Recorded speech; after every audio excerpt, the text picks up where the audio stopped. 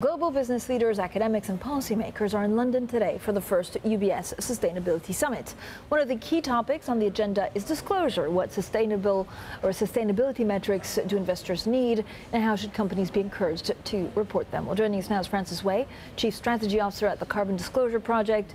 Well, CDP aims to support companies disclosing their environmental impact as well as taking action towards a sustainable economy. Also with us, Peter Dixon from Commerzbank. So thank you, Peter, for sticking around. Frances, this is extremely important because a lot of the times it's about transparency and how you report them. Now, CFDT has also done a lot of work on it, but are companies actually taking it on board? Yeah, we're seeing companies are definitely, since the Paris Agreement, there's been more demand for the data from the investment community. So that was in December 2015.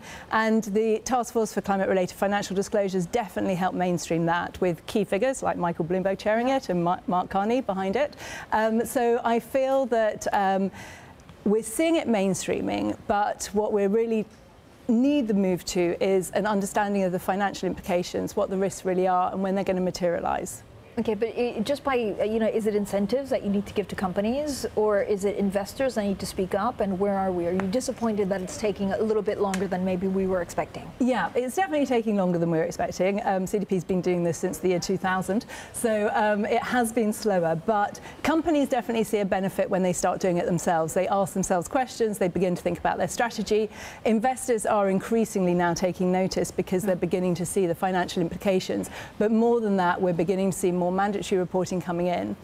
In the EU, in China, we have mandatory reporting in France, Germany, the UK, and we're also beginning to see the financial regulators beginning to see climate risk as part of their mandate for financial stability, and so that's putting the investment community under more scrutiny. Is it expensive to if you're a company, if you're a small company or if you're a big company, right, do you have to give 1% of what you make to actually have the right people in charge to count these things? Well, you definitely, you need to have a team that understands this in the same way that any business would have a finance team that understands the financial reporting. It is a slightly different skill set, and we're seeing that there are some sectors are not as capable of thinking about the financial implications as, for example, the financial sector.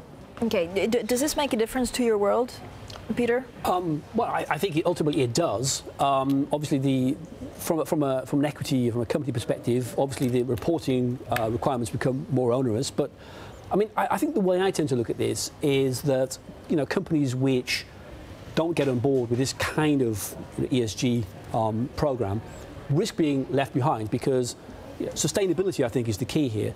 Companies which aren't in tune with what investors want, with what their customers want, just aren't going to survive in the longer term. So I think there's social pressure as much as government pressure requiring them to get on board with this. How do companies see it? Is it social pressure, or is it actually, just business model pressure? Is that if you don't have the consumers to sell to in 20 years, then it's going to be quite difficult to continue selling your products at a higher return?